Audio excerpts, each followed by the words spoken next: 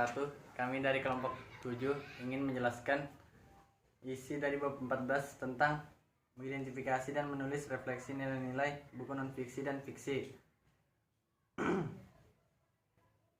Menurut Kamus Besar Bahasa Indonesia, dalam menulis refleksi buku non-fiksi dan fiksi, kata refleksi memiliki arti cerminan atau gambaran.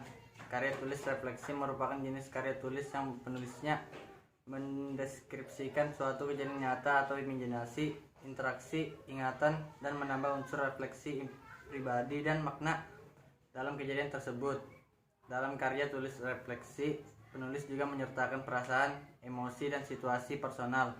Hal-hal yang berkaitan dengan tulisan refleksi antara lain unsur-unsur yang ada pada tulisan refleksi, memilih sudut pandang yang tepat, memilih dan menentukan isi tulisan, menggunakan bukti akademik dalam menulis tulisan refleksi, tantangan yang harus dihadapi dalam menulis tulisan refleksi.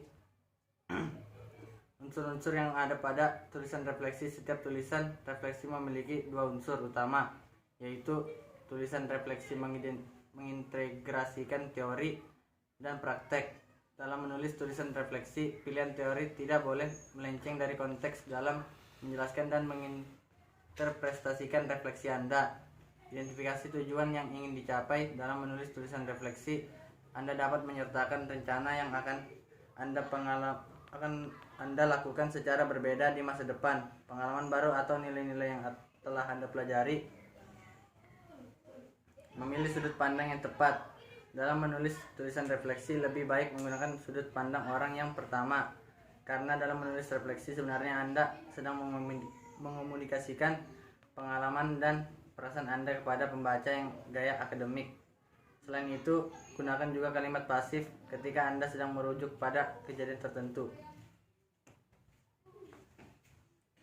Memilih dan menentukan isi. Menulis catatan harian. Dalam catatan harian ini Anda meringkas hal-hal yang telah terjadi. Hindarin penulis narasi deskriptif terlalu panjang. Membuat refleksi pengalaman sebelum memulai menulis.